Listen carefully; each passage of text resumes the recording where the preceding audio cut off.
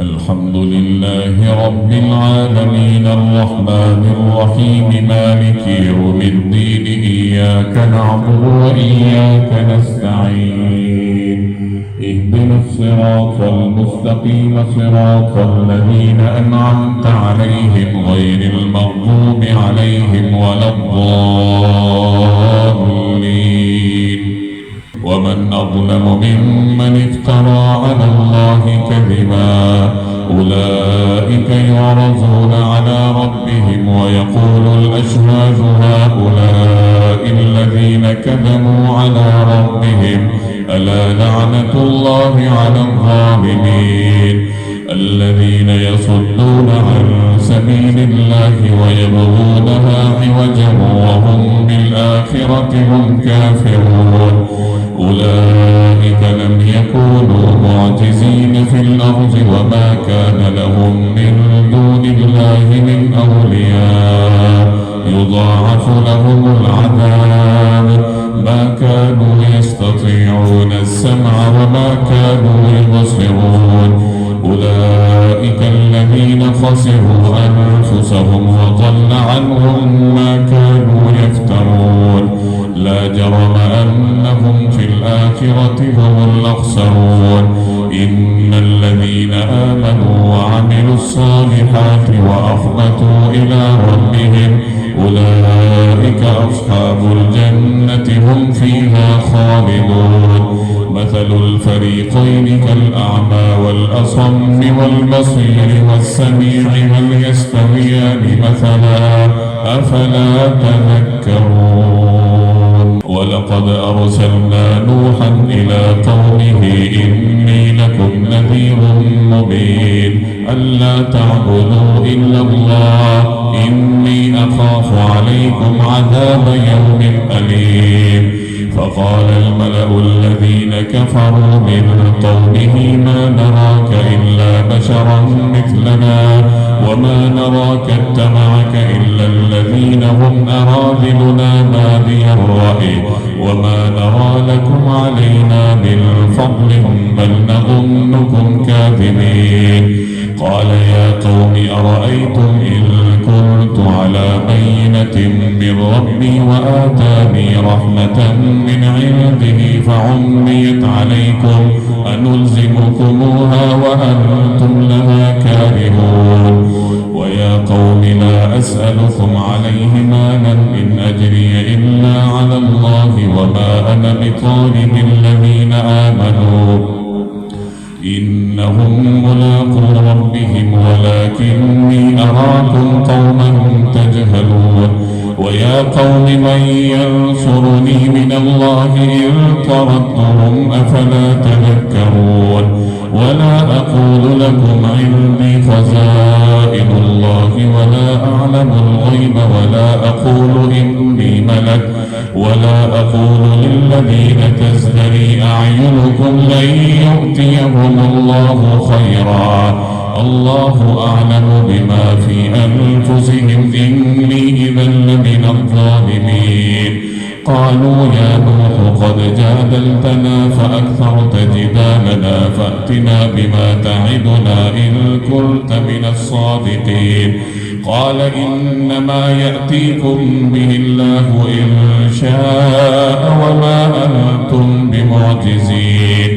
ولا ينفعكم نصحي إن أردت أن أنصح لكم إن كان الله يريد أن يغويكم هو ربكم وإليه ترجعون أم يقولون افتراه قل إن افتريته فعلي إجرامي وأنا بريء مما تجرمون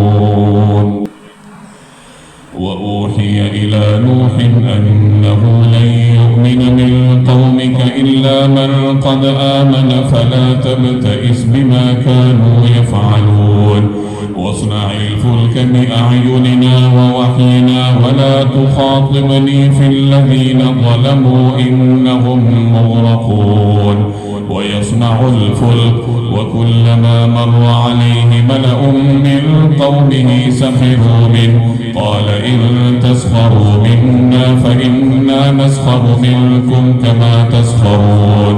فسوف تعلمون من يأتيه عذاب يخزيه ويحل عليه عذاب مقيم. حتى إذا جاء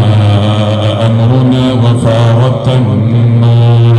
قل نحمل فيها من كل زوجين اثنين وأهلك إلا من سبق عليه القول وما آمن معه إلا قليل. وقال اركبوا فيها بسم الله مجريها ومرساها إن ربي لغفور رحيم. وهي تجري بهم في موج كالجبال ونادى نوح ابنه وكان في معزله يا بني اركب معنا ولا تكن مع الكافرين. قال سآوي إلى جبل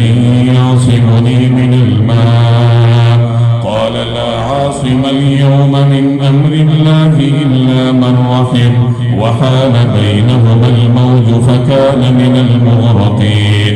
وقيل يا أرض ابلعي ماءك ويا سماء أقلعي وغيظ الماء وقضي الأمر واستوت على الجودي وقيل بعدا للقوم الظالمين. ونادى نوح ربه فقال رب إن ابني من أهلي وإن وعدك الحق وأنت أحكم الحاكمين. قال يا نوح إنه ليس من أهلك إنه عمل غير صالح فلا تسألني ما ليس لك به علم إني أعظك أن تكون من الجاهلين. قال رب إني أعوذ بك أن أسألك ما ليس لي به علم وإلا تغفر لي وترحمني أكن من الخاسرين. قيل يا نوح اهبط بسلام منا وبركات عليك وعلى ممن معك وأمم سنمتعهم ثم يمسهم منا عذاب أليم. تلك من أنباء الغيب نوحيها إليك ما كنت تعلمها أنت ولا قومك من قبل هذا فاصبر إن العاقبة للمتقين. وإلى عاد أخاهم هودا قال يا قوم اعبدوا الله ما لكم من إله غيره إن أنتم إلا مفترون. يا قوم لا أسألكم عليه أجرا إن أجري إلا على الذي فطرني أفلا تعقلون. ويا قوم استغفروا ربكم ثم توبوا إليه يرسل السماء عليكم مدرارا ويزدكم قوة إلى قوتكم ولا تتولوا مجرمين. قالوا يا هود ما جئتنا ببينة وما نحن بتاركي آلهتنا عن قولك وما نحن لك بمؤمنين إن نقول إلا اعتراك بعض آلهتنا بسوء قال إني أشهد الله واشهدوا أني بريء مما تشركون من دونه فكيدوني جميعا ثم لا تنظرون. إني توكلت على الله ربي وربكم ما من دابة إلا هو آخذ بناصيتها إن ربي على صراط مستقيم. فإن تولوا فقد أبلغتكم ما أرسلت به إليكم ويستخلف ربي قوما غيركم ولا تضرونه شيئا إن ربي على كل شيء حفيظ. ولما جاء أمرنا نجينا هودا والذين آمنوا معه والذين آمنوا معه برحمة منا ونجيناهم من عذاب غليظ. وتلك عاد جحدوا بآيات ربهم وعصوا رسله واتبعوا أمر كل جبار عنيد. وأتبعوا في هذه الدنيا لعنة ويوم القيامة ألا إن عادا كفروا ربهم ألا بعدا لعاد قوم هود. وإلى ثمود أخاهم صالحا قال يا قوم اعبدوا الله ما لكم من إله غيره هو أنشأكم من الأرض واستعمركم فيها فاستغفروه ثم توبوا إليه إن ربي قريب مجيب. قالوا يا صالح قد كنت فينا مرجوا قبل هذا أتنهانا أن نعبد ما يعبد آباؤنا وإننا لفي شك مما تدعونا إليه مريب.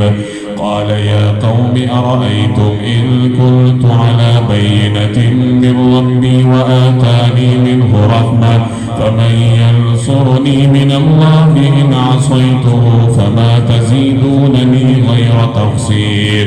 ويا قوم هذه ناقة الله لكم آية فذروها تأكل في أرض الله ولا تمسوها بسوء فيأخذكم عذاب قريب. فعقروها فقال تمتعوا في داركم 3 أيام ذلك وعد غير مكذوب. فلما جاء أمرنا نجينا صالحا والذين آمنوا معه برحمة منا ومن خزي يومئذ إن ربك هو القوي العزيز. وأخذ الذين ظلموا الصيحة فأصبحوا في ديارهم جاثمين كأن لم يغنوا فيها ألا ثمود كفروا ربهم ألا بعدا لثمود. فلما جاءت رسلنا إبراهيم بالبشرى قالوا سلاما قال سلام فما لبث أن جاء بعجل حنيذ. فلما رأى أيديهم لا تصل إليه نكرهم وأوجس منهم خيفة قالوا لا تخف إنا أرسلنا إلى قوم لوط وامرأته قائمة فضحكت فبشرناها بإسحاق ومن وراء إسحاق يعقوب.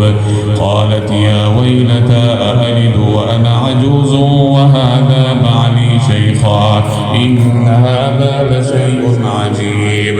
قالوا أتعجبين من أمر الله رحمة الله وبركاته عليكم أهل البيت إنه حميد مجيد. فلما ذهب عن إبراهيم الروع وجاءته البشرى يجادلنا في قوم لوط إن إبراهيم لحليم أواه منيب. يا إبراهيم أعرض عن هذا إنه قد جاء أمر ربك وإنهم آتيهم عذاب غير مردود. ولما جاء رسلنا لوطا سيء بهم وضاق بهم ذرعا وقال هذا يوم عصيب. وجاءه قومه يهرعون إليه ومن قبل كانوا يعملون السيئات قال يا قوم هؤلاء بناتي هن أطهر لكم فاتقوا الله ولا تخزون في ضيفي أليس منكم رجل رشيد قالوا لقد علمت ما لنا في بناتك من حق وإنك لتعلم ما نريد قال لو أن لي بكم قوة أو آوي إلى ركن شديد قالوا يا لوط إنا رسل ربك لن يصلوا إليك فأسر بأهلك بقطع من الليل ولا يلتفت منكم أحد إلا امرأتك إنه مصيبها ما أصابهم إن موعدهم الصبح أليس الصبح بقريب فلما جاء أمرنا جعلنا عاليها سافلها وأمطرنا عليها حجارة من سجيل منضود مسومة عند ربك وما هي من الظالمين ببعيد وإلى مدين أخاهم شعيبا قال يا قوم اعبدوا الله ما لكم من إله غيره ولا تنقصوا المكيال والميزان إني أراكم بخير وإني أخاف عليكم عذاب يوم محيط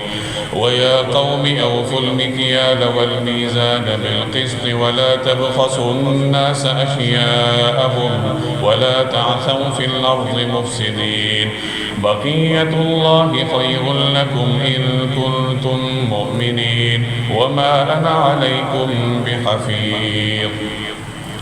قالوا يا شعيب أصلاتك تأمرك أن نترك ما يعبد آباؤنا أو أن نفعل في أموالنا ما نشاء إنك لأنت الحليم الرشيد قال يا قوم أرأيتم إن كنت على بينة من ربي ورزقني منه رزقا حسنا وما أريد أن أخالفكم إلى ما أنهاكم عنه إن أريد إلا الإصلاح ما استطعت وما توفيقي إلا بالله عليه توكلت وإليه أنيب ويا قوم لا يجرمنكم شقاقي أن يصيبكم مثل ما أصاب قوم نوح أو قوم هود أو قوم صالح وما قوم لوط منكم ببعيد واستغفروا ربكم ثم توبوا إليه إن ربي رحيم ودود قالوا يا شعيب ما نفقه كثيرا مما تقول وإنا لنراك فينا ضعيفا ولولا رهطك لرجمناك وما أنت علينا بعزيز قال يا قوم أرهطي أعز عليكم من الله واتخذتموه وراءكم ظهريا إن ربي بما تعملون محيط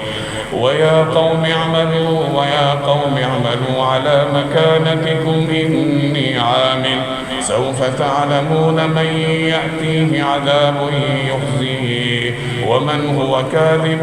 وارتقبوا إني معكم رقيب فلما جاء أمرنا نجينا شعيبا والذين آمنوا معه برحمة منا وأخذت الذين ظلموا الصيحة فأصبحوا في ديارهم جاثمين كأن لم يغنوا فيها ألا بعدا لمدين كما بعدت ثمود ولقد أرسلنا موسى بآياتنا وسلطان مبين إلى فرعون وملئه فاتبعوا أمر فرعون وما أمر فرعون برشيد يقدم قومه يوم القيامة فأوردهم النار وبئس الورد المورود وأتبعوا في هذه لعنة ويوم القيامة بئس الرفد المرفود ذلك من أنباء القرى نقصه عليك منها قائم وحصيد وما ظلمناهم ولكن ظلموا أنفسهم فما أغنت عنهم آلهتهم التي يدعون من دون الله من شيء لما جاء أمر ربك وما زادوهم غير تتبيب وكذلك أخذ ربك إذا أخذ القرى وهي ظالمة إن أخذه أليم شديد إن في ذلك لآية لمن خاف عذاب الآخرة ذلك يوم مجموع له الناس وذلك يوم مشهود وما نؤخره إلا لأجل معدود يوم يأتي لا تكلم نفس إلا بإذنه فمنهم شقي وسعيد فأما الذين شقوا ففي النار لهم فيها زفير وشهيق خالدين فيها ما دامت السماوات والأرض إلا ما شاء ربك إن ربك فعال لما يريد وأما الذين سعدوا ففي الجنة خالدين فيها ما دامت السماوات والأرض إلا ما شاء ربك عطاء غير مجدود فلا تك في مرية مما يعبد هؤلاء ما يعبدون إلا كما يعبد آباؤهم من قبل وإنا لموفوهم نصيبهم غير منقوص ولقد آتينا موسى الكتاب فاختلف فيه ولولا كلمة سبقت من ربك لقضي بينهم وإنهم لفي شك منه مريب وإن كلا لما ليوفينهم ربك أعمالهم إنه بما يعملون خبير فاستقم كما أمرت ومن تاب معك ولا تطغوا إنه بما تعملون بصير ولا تركنوا إلى الذين ظلموا فتمسكم النار وما لكم من دون الله من أولياء ثم لا تنصرون وأقم الصلاة طرفي النهار وزلفا من الليل إن الحسنات يذهبن السيئات ذلك ذكرى للذاكرين واصبر فإن الله لا يضيع أجر المحسنين فلولا كان من القرون من قبلكم أولو بقية ينهون عن الفساد في الأرض إلا قليلا ممن أنجينا منهم واتبع الذين ظلموا ما أترفوا فيه وكانوا مجرمين وما كان ربك ليهلك القرى بظلم وأهلها مصلحون ولو شاء ربك لجعل الناس أمة واحدة ولا يزالون مختلفين إلا من رحم ربك ولذلك خلقهم وتمت كلمة ربك لأملأن جهنم من الجنة والناس أجمعين وكلا نقص عليك من أنباء الرسل ما نثبت به فؤادك وجاءك في هذه الحق وموعظة وذكرى للمؤمنين وقل للذين لا يؤمنون اعملوا على مكانتكم إنا عاملون وانتظروا إنا منتظرون ولله غيب السماوات والأرض وإليه يرجع الأمر كله فاعبده وتوكل عليه وما ربك بغافل عما تعملون ألف لام را تلك آيات الكتاب المبين إنا أنزلناه قرآنا عربيا لعلكم تعقلون نحن نقص عليك أحسن القصص بما أوحينا إليك هذا القرآن وإن كنت من قبله لمن الغافلين إذ قال يوسف لأبيه يا أبت إني رأيت 11 كوكبا والشمس والقمر رأيتهم لي ساجدين قال يا بني لا تقصص رؤياك على إخوتك فيكيدوا لك كيدا إن الشيطان للإنسان عدو مبين وكذلك يجتبيك ربك ويعلمك من تأويل الأحاديث ويتم نعمته عليك وعلى آل يعقوب كما أتمها على أبويك من قبل إبراهيم وإسحاق إن ربك عليم حكيم لقد كان في يوسف وإخوته آيات للسائلين إذ قالوا ليوسف وأخوه أحب إلى أبينا منا ونحن عصبة إن أبانا لفي ضلال مبين اقتلوا يوسف أو اطرحوه أرضا يخل لكم وجه أبيكم وتكونوا من بعده قوما صالحين قال قائل منهم لا تقتلوا يوسف وألقوه في غيابة الجب يلتقطه بعض السيارة إن كنتم فاعلين قالوا يا أبانا ما لك لا تأمنا على يوسف وإنا له لحافظون أرسله معنا غدا يرتع ويلعب وإنا له لحافظون قالوا يا أبانا لا تأمنا على يوسف وإنا له لناصحون أرسله معنا غدا يرتع ويلعب وإنا له لحافظون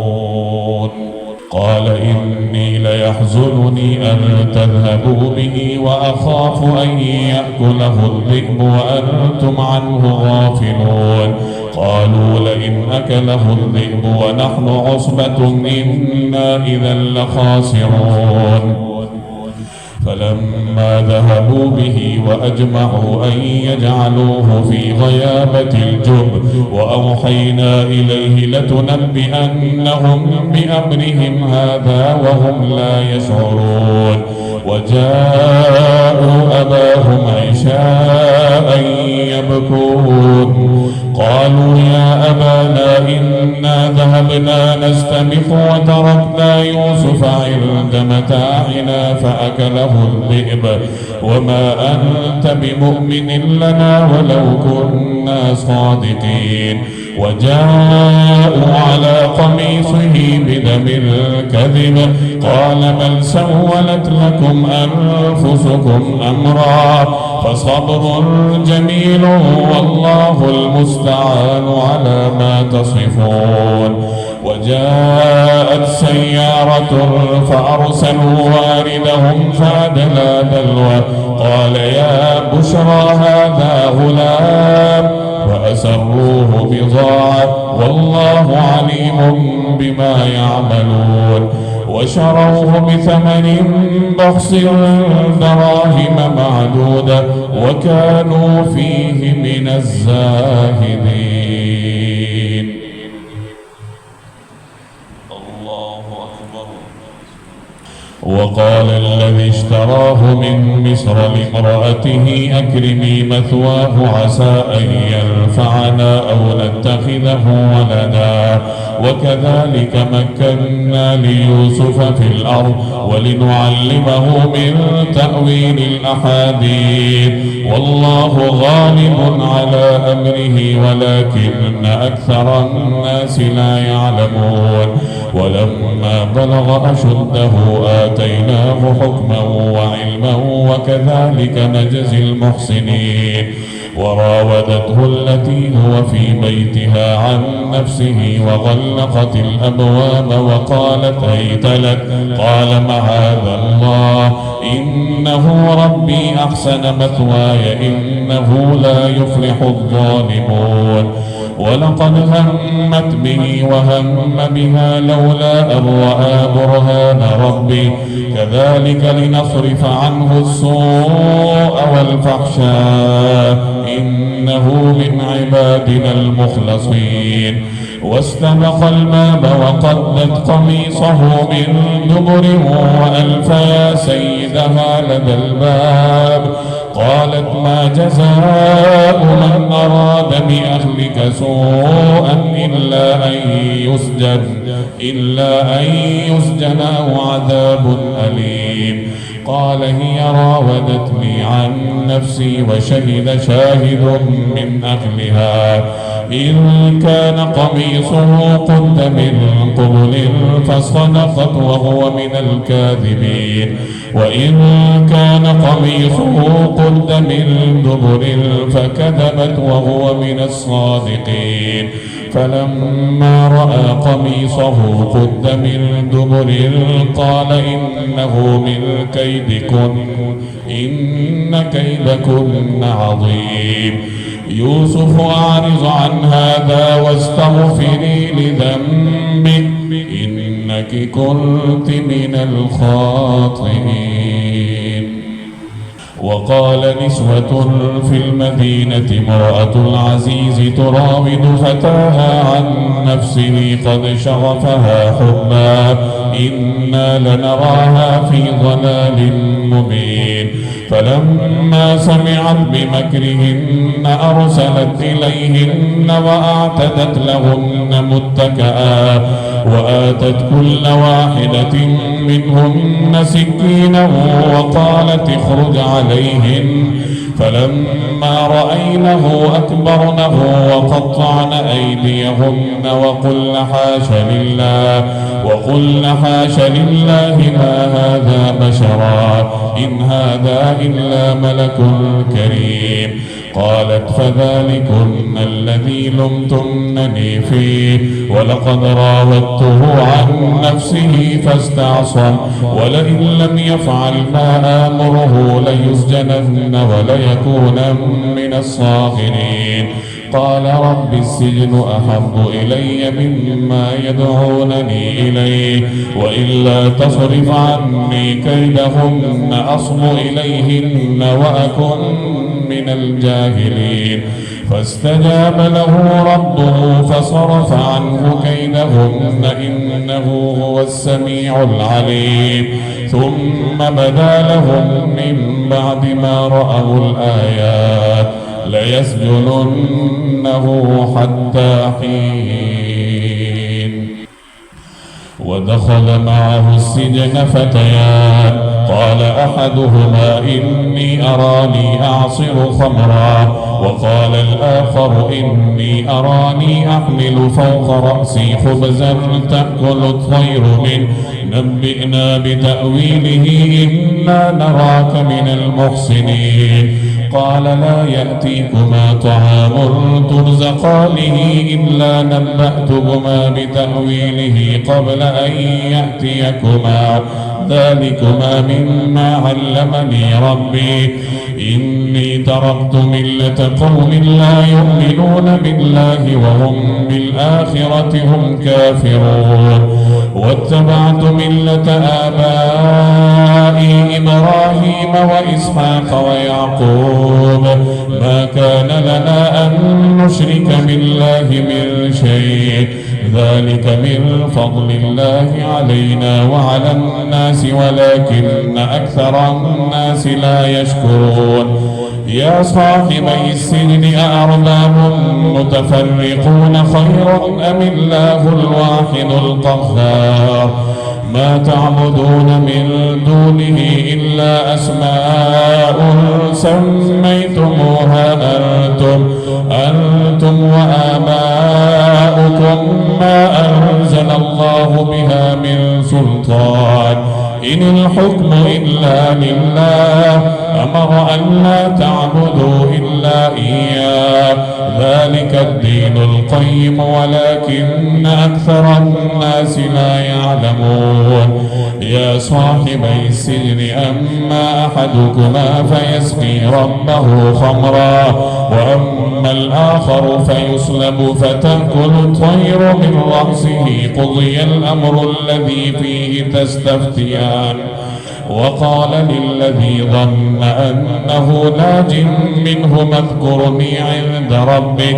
فأنساه الشيطان ذكر ربه فلبث في السجن بضع سنين. وقال الملك إني أرى 7 بقرات سمان يأكلهن 7 عجاف و7 سنبلات خضر وأخر يابسات يا أيها الملأ أفتوني في رؤياي إن كنتم للرؤيا تعبرون قالوا أضغاث أحلام وما نحن بتأويل الأحلام بعالمين.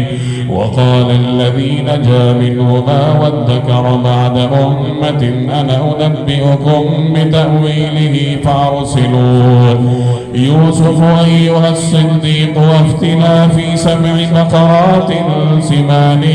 يأكلهن 7 عجاف و7 سنبلات خضر وأخر يابسات لعلي أرجع إلى الناس لعلهم يعلمون. قال تزرعون 7 سنين دأبا فما حصدتم فذروه في سنبله إلا قليلا مما تأكلون ثم يأتي من بعد ذلك 7 شداد يأكلن ما قدمتم لهن إلا قليلا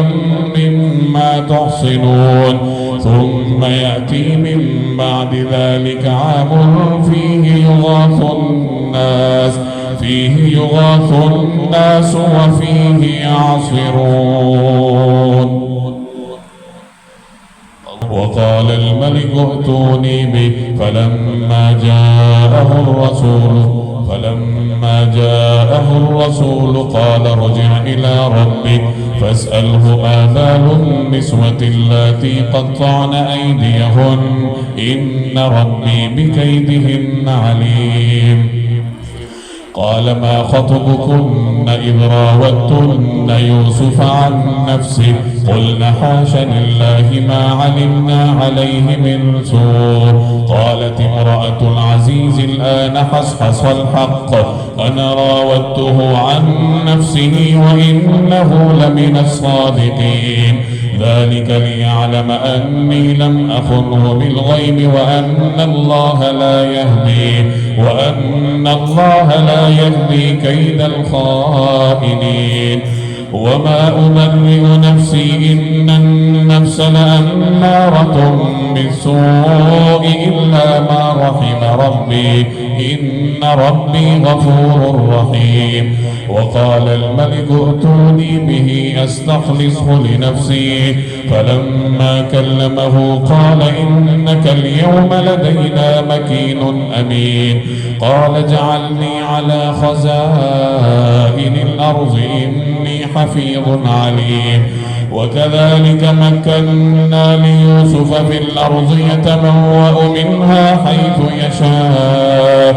نصيب برحمتنا من نشاء ولا نضيع أجر المحسنين ولأجر الآخرة خير للذين آمنوا وكانوا يتقون. وجاء إخوة يوسف فدخلوا عليه فعرفهم وهم له منكرون. فلما جهزهم بجهازهم قال ائتوني بأخ لكم من أبيكم ألا ترون أني أوفي الكيل وأنا خير المنزلين فإن لم تأتوني به فلا كيل لكم عندي ولا تقربون. قالوا سنراود عنه أباه وإنا لفاعلون. وقال لفتيانه اجعلوا بضاعتهم في رحالهم لعلهم يعرفونها إذا انقلبوا إلى أهلهم لعلهم يرجعون. فلما رجعوا إلى أبيهم قالوا يا أبانا منع منا الكيل فأرسل معنا أخانا نكتل وإنا له لحافظون. قال هل آمنكم عليه إلا كما أمنتكم على أخيه من قبل فالله خير حافظا وهو أرحم الراحمين. ولما فتحوا متاعهم وجدوا بضاعتهم ردت إليهم قالوا يا أبانا ما نبغي هذه بضاعتنا ردت إلينا ونمير أهلنا ونحفظ أخانا ونزداد كيل بعير ذلك كيل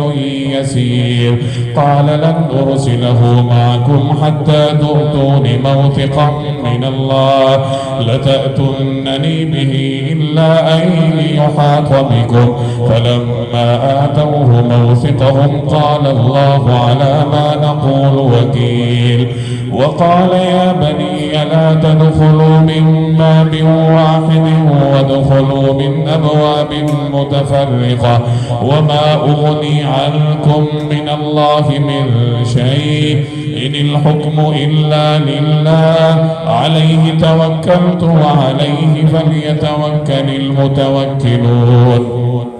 ولما دخلوا من حيث أمرهم أبوهم ما كان يغني عنهم من الله من شيء إلا حاجة في نفس يعقوب قضاها وإنه لذو علم لما علمناه ولكن أكثر الناس لا يعلمون.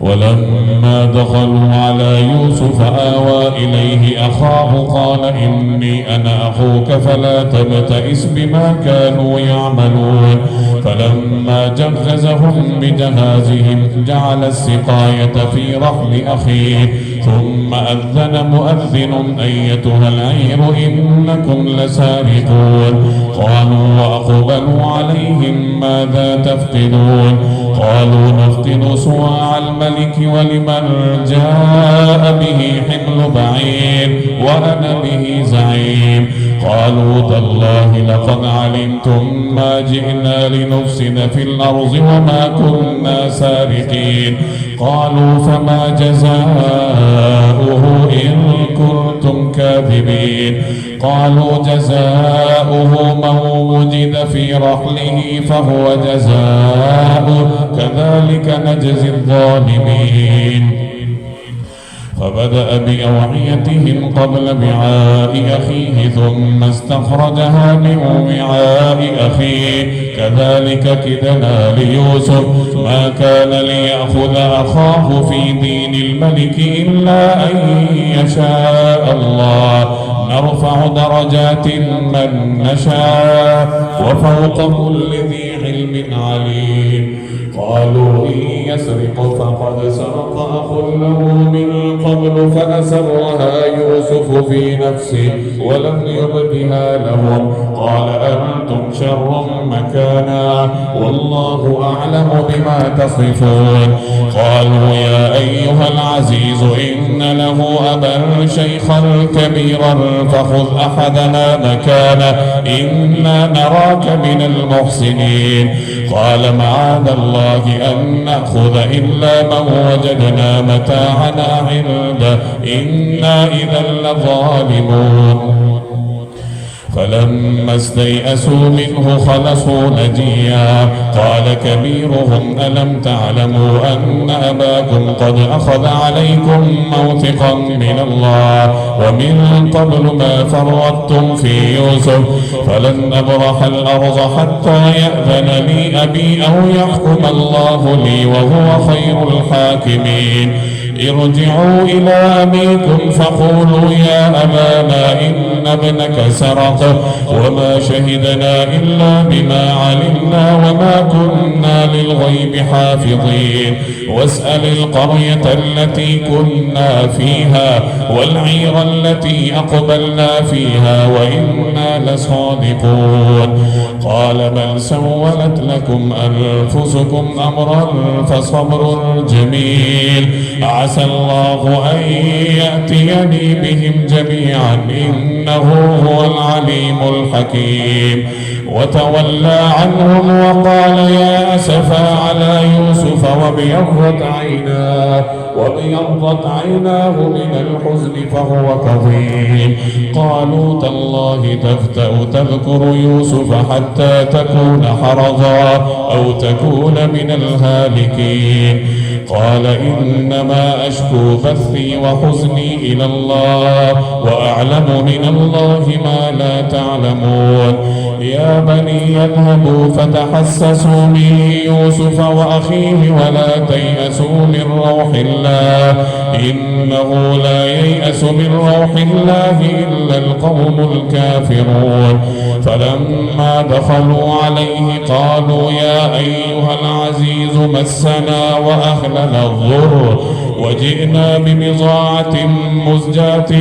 فأوف لنا الكيل وتصدق علينا إن الله يجزي المتصدقين قال هل علمتم ما فعلتم بيوسف وأخيه إذ أنتم جاهلون قالوا أئنك لأنت يوسف قال أنا يوسف وهذا أخي قد من الله علينا إنه من يتق ويصبر فإن الله لا يضيع أجر المحسنين قالوا تالله لقد آثرك الله علينا وإن كنا لخاطئين قال لا تثريب عليكم اليوم يغفر الله لكم وهو أرحم الراحمين